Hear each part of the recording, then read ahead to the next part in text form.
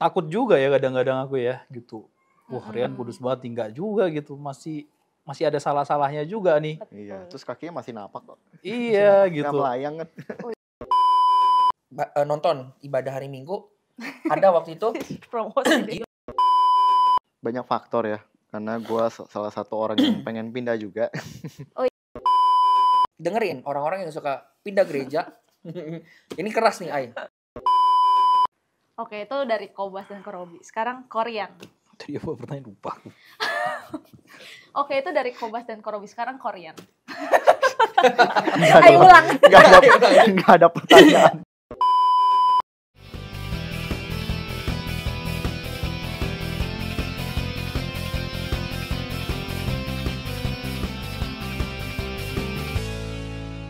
Ya, itu kan sisi pelayanan ya. Korean? Apa tuh? Apa tuh? Sisi pelayanan.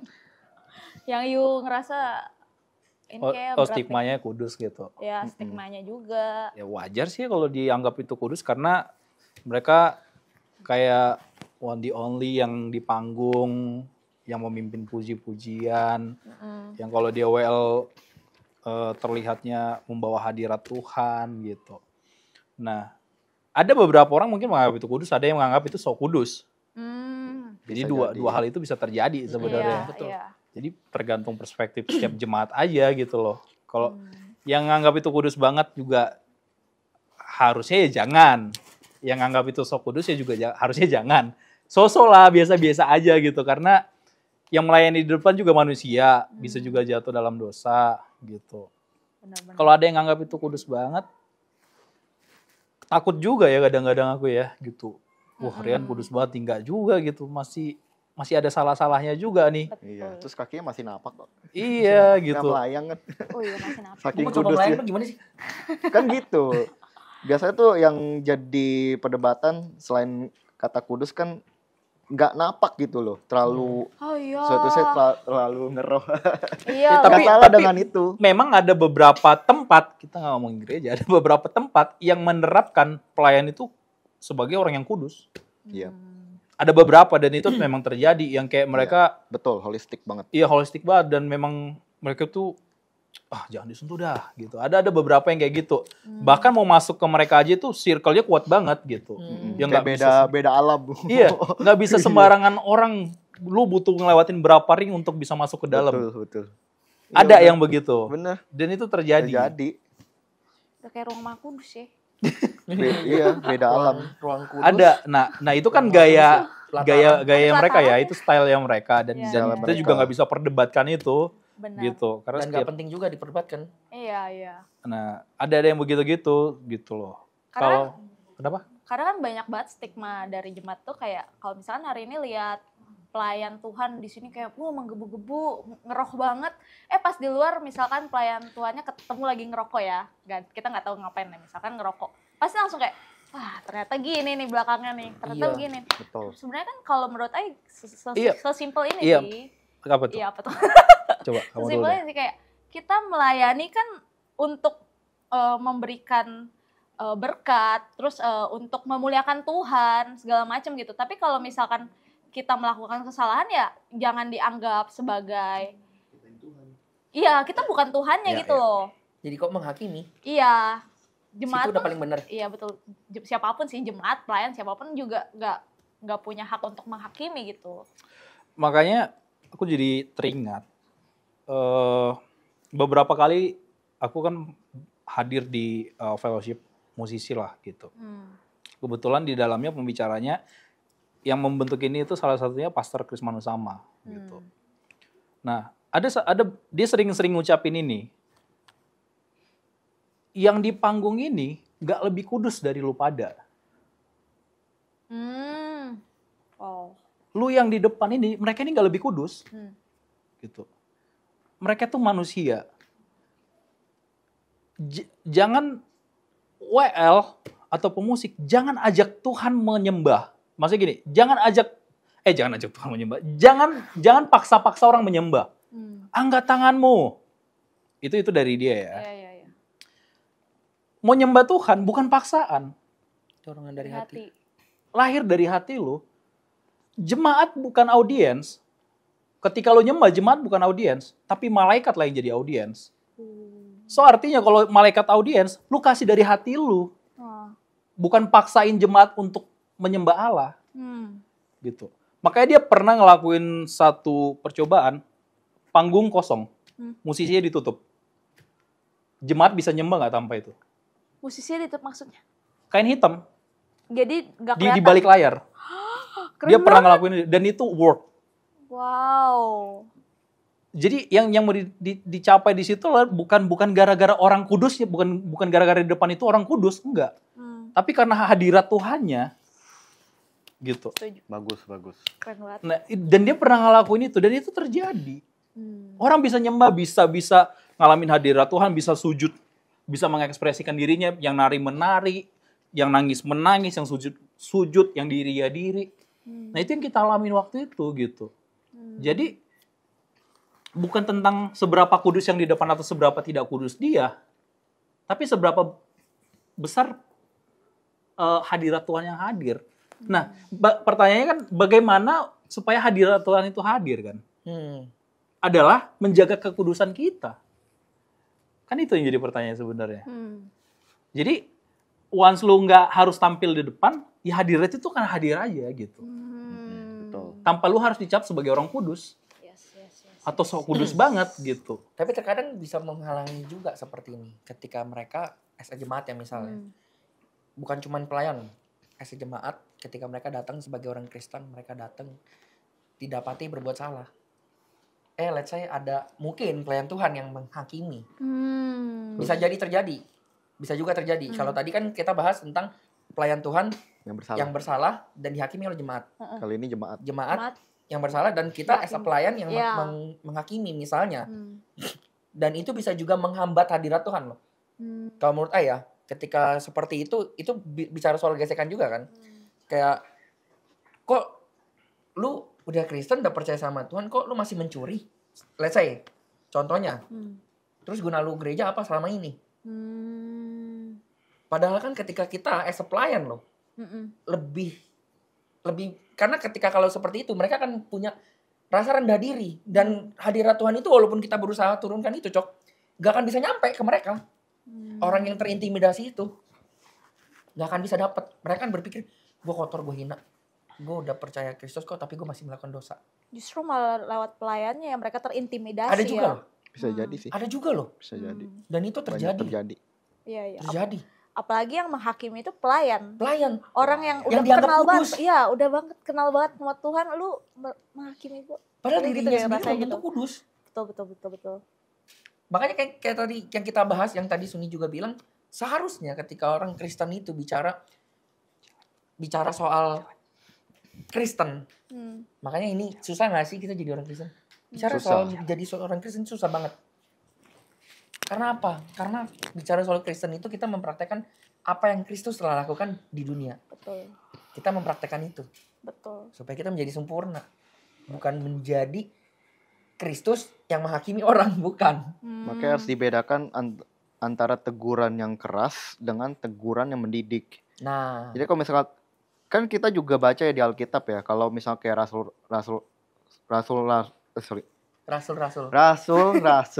itu berdebat sama ahli Taurat kan. Nah itu kan mereka tuh negur, tapi tegurannya tuh yang benar-benar keras kan, karena memang konteksnya kalau untuk negur ahli Taurat itu memang karena mereka keras kepala, betul. batu, hatinya tuh udah kayak keras banget, bahkan Yesus sendiri pun nggak bisa gitu loh. Merasa paling benar. Bagaimana bisa yang ini murid-muridnya ya kan? Tapi juga ada konteks di mana mereka tuh teguran yang mendidik. Kayak beberapa kayak misal perselisihan yang dialamin Paulus sama Barnabas tuh tentang apa tuh? Pokoknya ada di Kisah Para Rasul. Tentang pengajaran lah intinya. Nah, itu Paulus negur loh. Tapi negurnya mendidik. Dalam arti itu memang yang masih yang bisa membangun gitu loh. Nah, soalnya kalau misal diterapin ke jemaat. Harusnya kita teguran tuh yang mendidik.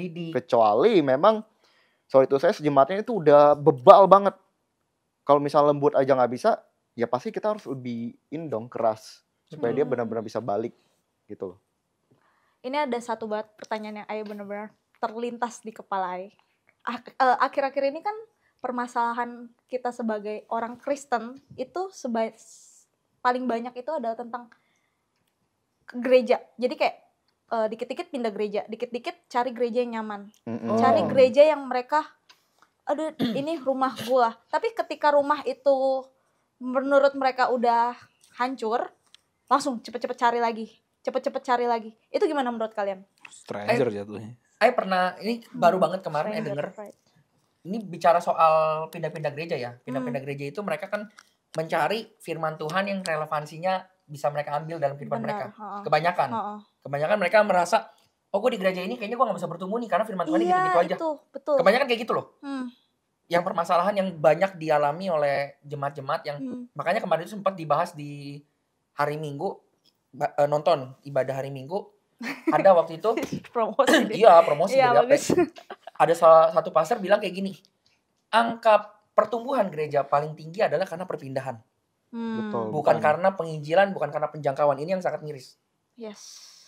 Angka paling tinggi adalah karena perpindahan. Karena apa? Karena dasar mereka memilih atau mencari gereja, mereka mencari firman atau gereja yang mungkin settle dan firmannya itu bisa menjadi, mereka ambil relevansinya untuk kehidupan mereka. Nah, di satu titik waktu itu, kemarin itu nonton online.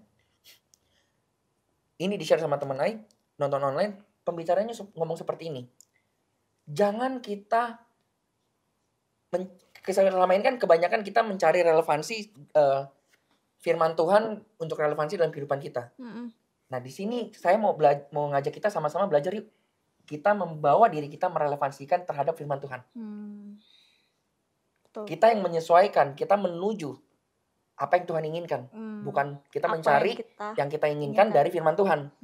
Tetapi kita memberikan hati kita, memberikan hidup kita, relevansikan diri kita dengan apa yang ingin Tuhan buat di gereja ini. Mungkin terkadang kalau mengikuti perkataan Tuhan yang Ai bilang tadi di awal,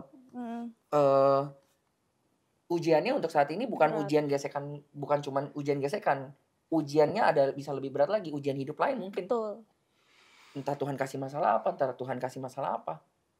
Nah, kita belajar dari kita mendengarkan firman, kita baca firman, itu kita belajar kita supaya bisa kita memberikan diri kita supaya kita bisa menjadi relevansi kepada firman Tuhan, bukan kita mencari firman Tuhan relevansi terhadap diri kita. Lebih ke situ sih kalau bicara soal perpindahan gereja ya, kebanyakan seperti itu. Kuncinya adalah dengerin orang-orang yang suka pindah gereja. Ini keras nih cari yang mana nih firman Tuhannya lebih enak, mana nih firman Tuhannya lebih, semua sama. Kalian kalau mau nyari kemana-mana pun akan tetap seperti itu. Gak akan ada habisnya, gak akan capek-capek. Gak akan ada habisnya, yang ada kalian capek. Dan kalian akan terus memperbesar angka pertumbuhan gereja itu karena perpindahan. Ada baiknya ketika kalian mencoba stay, tertanam, bertumbuh dan berbuah di satu tempat. Seperti itu. Kalau menurut Ayah. Karena akhir-akhir ini orang tuh sebagai manusia itu tuh cuman mau cari khotbah yang easy listening. Kayak musik tau gak? Dikit-dikit maunya yang manis didengar, enak didengar, yang gampang FYP, yang gampang didengar, pokoknya yang gak menyakiti gua. Gak mau didikan. Padahal yang bikin bertumbuh itu didikan. Iya. Contoh, kalau kalian misalnya lagi sekolah nih, yang bikin kalian naik kelas apa? Ujian. Yes. Ujian-ujian itu yang bisa membuat kalian semakin naik level. Betul. Kalau dari Kobas mungkin? Banyak faktor ya. Karena gue salah satu orang yang pengen pindah juga. Oh iya, pasti ada. Pernah kepikiran pengen pindah. Kalau gym ya? Pernah pindah tempat gym. Iya, tempat gym ya teman-teman. Tempat gym ya guys, tempat gym. Karena pengen pindah itu, gue yakin tuh banyak faktor. Jadi orang tuh pasti motivasinya beda-beda. Mungkin dari khotbah, mungkin dari pujian dan penyembahannya kurang ngangkat. Kan itu juga alasan kan? Alasan. Musiknya atau mungkin Orang-orang asarnya juga, pasti banyak faktor. Tapi kalau dari gua pribadi, tapi tetap setia ya pada akhirnya ya. Dari gua pribadi itu karena balik lagi ke pemimpin sih. Bagi gua tuh pemimpin itu harus bisa mengayomi. Dalam arti itu benar-benar kayak as a family, bukan cuma as a leader aja. Kayak gua berharap pemimpin gua tuh bisa datang setiap saat, bisa kayak gimana Fer, kabar lu, kerjaan gimana, sesimpel itu. Tapi tidak terjadi gitu. That's why waktu itu gue berpikir gue butuh sosok pemimpin yang bisa mentoring gua, yang bisa jagain gua. Dia tahu gak gua berdosa atau nggak di luar. Siapa tahu gua berdosa di luar tapi nggak pernah dibimbing atau nggak pernah dimentoring juga dia nggak peduli. Kan bisa aja gua berdosa di luar, tapi karena nggak di backup, nggak di follow up, itu timbul kekecewaan. Tapi gue akhirnya ngeliat refleksi diri gue sendiri juga, karena gue juga bukan tipe orang yang Rian gimana kabarnya, Robi gimana, tiba-tiba nelpon random malam-malam, beli mana, keluar yuk. Gue bukan tipe yang kayak gitu juga. Setelah gue pikir-pikir, gue punya ekspektasi terhadap seorang pemimpin, guanya gitu gak? Dari situ akhirnya gue akhirnya mulai reda tuh. Dalam arti gua aja nggak begitu. Sama sahabat gue sendiri aja gue nggak begitu. Gue expect apa dari pemimpin gue? That's why gue tuh tetap pengen jadi diri sendiri, dalam arti walaupun mungkin gue nggak intens nih sama kalian yang ada di sini. Dalam arti nggak nanyain kabar, mungkin juga nggak tiba-tiba random mengajak keluar. Tapi gue peduli dengan cara yang mungkin beberapa orang nggak lihat itu. Tapi gue punya cara sendiri untuk tetap peduli gitu sama komunitas kita, sama kalian, sama Rian, Robi, maybe sama Suni, dengan caranya sendiri lah. That's why daripada punya ekspektasi terhadap pemimpin, kita lupa kita pun juga pemimpin, at least pemimpin bagi diri sendiri. That's why terapin itu gitu loh. Kalau misalnya seandainya pemimpin kita tidak sesuai ekspektasi, ya udah kita jangan jadi seperti itu. Jadilah orang yang berbeda. Oke, itu dari Kobas dan Robi. Sekarang Korian. Tadi apa pertanyaan, lupa. Oke, itu dari Kobas dan Robi. Sekarang Korian. Ayo ulang. Gak ada pertanyaan. Pertanyaannya itu tentang gimana pendapatnya tentang orang-orang yang pindah ke gereja karena alasan nyaman lah, apapun lah. Ataupun kan biasa rumput tetangga lebih hijau ya. Iya, kebanyakan gila tuh gereja kan itu gitu. sih benar-benar kayak wah, kayak kadang kita masuk ke gereja lain kan kayak terpesona gitu. Kadang masuk ke gereja sendiri justru kayak males-malesan atau apa. Itu alasan orang pindah ya. Itu kira-kira menurutnya gimana? Beberapa aku pernah dengar ini nih sebenarnya. Boleh.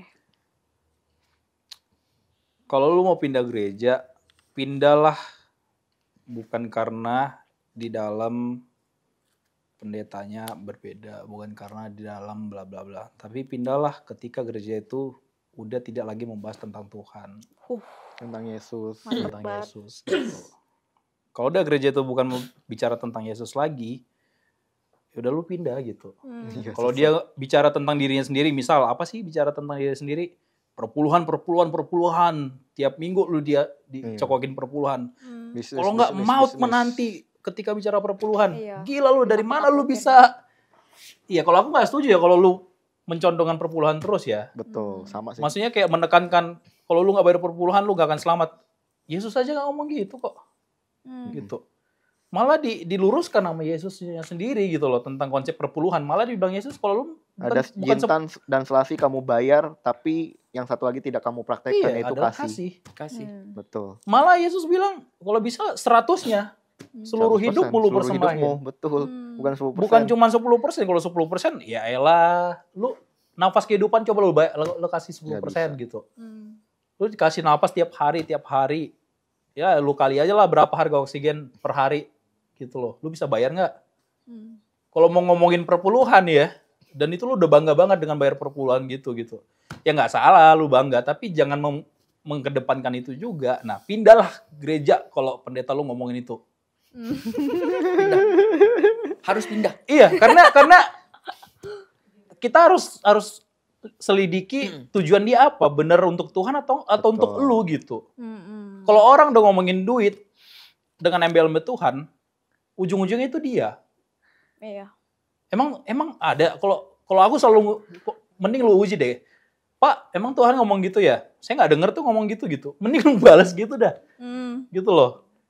Jadi pindahlah gara-gara di dalamnya tidak lagi ngomongin Tuhan gitu. Betul. Sebenarnya.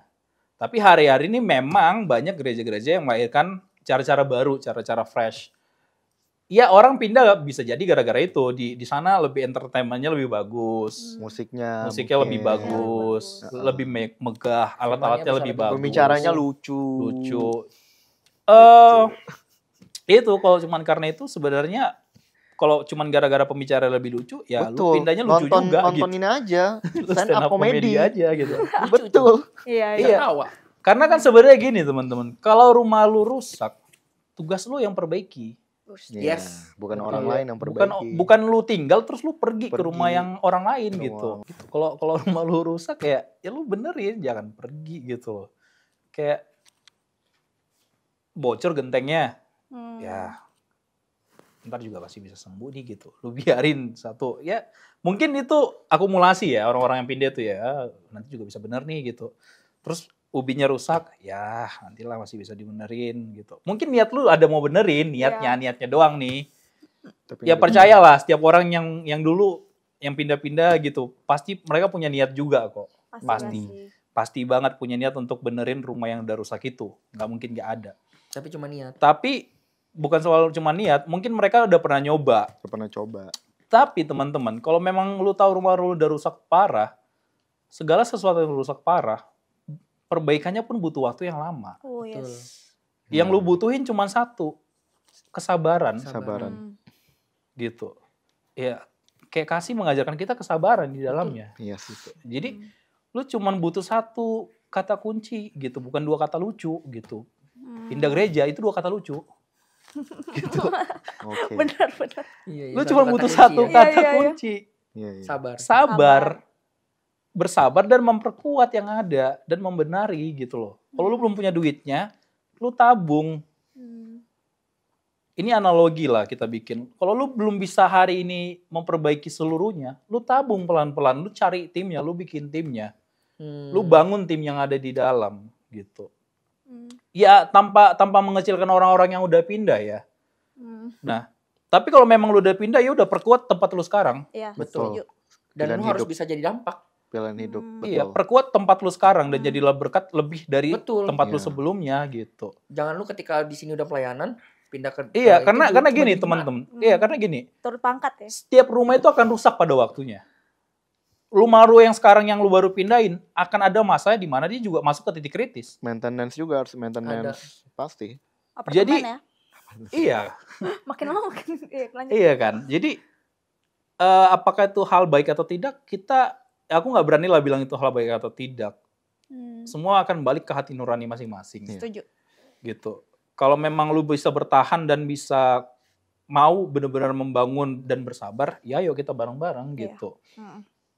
Dan teman-teman juga kalau ngalamin ini di gereja teman-teman masing-masing dan sedang galau gue pindah atau enggak, gue ini atau enggak, tapi kan gembalanya tinggi. Selama dia udah nggak ngomongin tentang Yesus Kristus, lu pindah. Betul. Tapi kalau memang dia bicara masih dia ngomongin Yesus dan dia sangat idealis dengan itu, dia juga ada masanya kok gitu. Bisa jadi masa kalian yang akan berubah, yang merubah itu. Jadi ya itu tadi satu kata kuncinya. Bersabar dan bangun timnya pelan-pelan. Gitu. Setuju. Oke lah, itulah ya yang Tunggu udah dong. Dari Dari Suni belum. Iya, dan tadi Suni enggak. Iya loh. Kita mulu ya bertiga ya. Masa nanya terus tapi tidak Kebetulan dari menjawab. Ayo mau bikin closingnya ya. Ayo mau bikin closingnya nih. Dikat sama nih doa. Oke, jadi menurut Ayo gini sih, kesimpulan yang benar-benar hari ini kita. Aja lu. Ya dong, kesimpulan dong. Ya menurut Ayo saat-saat ini dari kita dikit-dikit gesekan terjadi, terus sakit hati, apa segala macam, itu kan artinya kita nggak bertumbuh ya. Kita sebagai Kristen, emang kita cuma mau jadi Kristen yang sekedar KTP? Kan enggak ya. Kita mau jadi Kristen yang benar-benar mancarin terang. Tadi yang suka banget kata-kata Rian yang tiba-tiba bilang, pas saya bilang perpindahan gereja, dia langsung bilang, stranger. Dia bilang, itu mah bukan rumah lu, itu lu stranger tuh bukan family lu, stranger gitu. Iya, setuju banget, karena orang yang udah nganggap gereja itu sebagai rumah, itu ada family.